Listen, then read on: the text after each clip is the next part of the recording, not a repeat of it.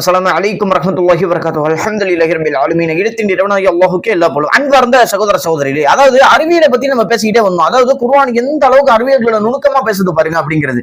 அதனுடைய பிரதான கான்செப்ட் என்ன தெரியுமா?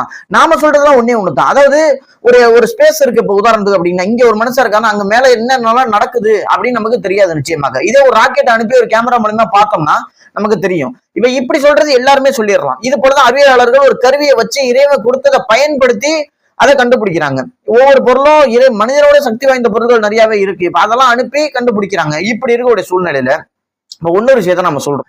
ஆனா இப்ப இங்க இருந்து கொண்டு மேல என்ன நடக்குதுன்னு எந்த கருவியும் இல்லாம சொல்றது எப்படி? அப்ப இது அனைத்தையும் அறிந்தவனால மட்டும்தான் சொல்ல முடியும் அப்படிங்கிறது தான் அனைவரும் ஏற்றுக்கொண்ட ஒரு விஷயம்.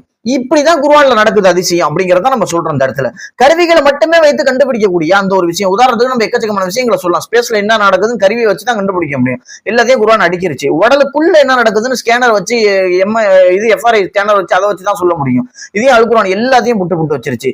மலைகளை பத்தியா இருக்கட்டும், மலைகளை முளைகளாக வேறு போல ஒரு ஆணி போல ஆக்கியிருக்கோம் அப்படின்னு ஆட முடியாத அளவுக்கு மேல் தடுகளையும் நிலைநாட்டிருக்கோம் அப்படின்னு குர்ஆன் சொல்லுது. இன்னைக்கு அறிவியல் சொல்லுது மேல் தகடுகள் பூமி நகர்ந்துகிட்டே இருக்கும். வரலாற்றுல பதிவு செய்யப்பட்ட விஷயம் தான். ஆனா மலைகள் இருக்க சட்டி அது நகராது இப்படிங்கிற மாதிரி. உதாரணத்துக்கு இரும்பு மேலேந்து இறக்கணும் இப்ப கண்டுபிடிக்கிறாங்க. அப்ப இந்த ஒரு கான்செப்ட் எல்லாம் வச்சு அறிவியலாளர்கள் பாக்குறது என்ன தெரியுமா? அப்ப இந்த இரும்பு மேலேந்து இறக்கணுமா, இதை வச்சு ஒருத்தன் சிந்திச்சா அப்படின்னா, இப்ப மேலேருந்து இரும்பு வந்துச்சா, சரி அதை நம்ம ஆய்வு பண்ணி பார்ப்போம்னா இரும்புக்கானது எங்கேயுமே கிடையாது. மேலேருந்து தான் வந்ததுக்கான அத்தாட்சிகள் கிடைக்குது. அப்ப இதன் மூலியமா தான் தண்ணீர் ஆரம்பத்துல வந்துச்சு. இது போல எக்கச்சக்கமான விஷயங்கள் அறிவியல் கண்டுபிடிச்சிருது ஈஸியான முறையில. பல விஷயங்கள், பல அறிஞர்கள் குர்ஆனை பார்த்தே பல விஞ்ஞானத்தை கண்டுபிடிச்ச விஷயங்களும் எக்கச்சக்கமா இருக்கு.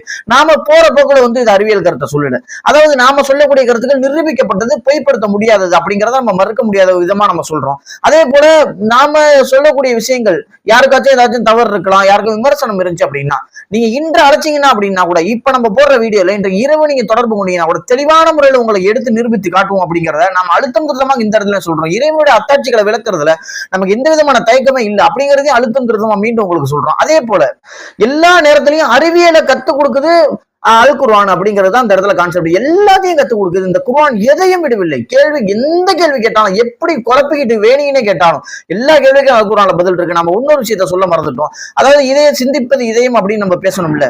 அப்படி பேசக்கூடிய நேரத்துல நம்ம ஒரு ஆர்டிகலை எழுதணும். ஒரு ஆர்டிகலை நிரூபிக்கப்பட்ட தெரியா ஒரு ஆர்டிகல் தெளிவான முறையில் எழுதி நிரூபிச்சு சப்மிட் பண்ணி நிரூபிச்சிட்டோம். அதுவும் இதயம் தான் சிந்திக்கிறது. அது அல் குர்ஆன் எப்படி நிரூபிச்சு அப்படிங்கிறத எழுதி நிரூபிச்சாச்சு. அந்த ஆர்டிகலையும் நம்ம மிக விரைவில் வெளியிடுவோம். அதையும் நம்ம ஒரு சான்றா நம்ம சொல்லிக்கிறோம் இந்த இடத்துல. அஸ்ஸலாமு அலைக்கும் வரஹ்மத்துல்லாஹி வபரகாத்துஹு.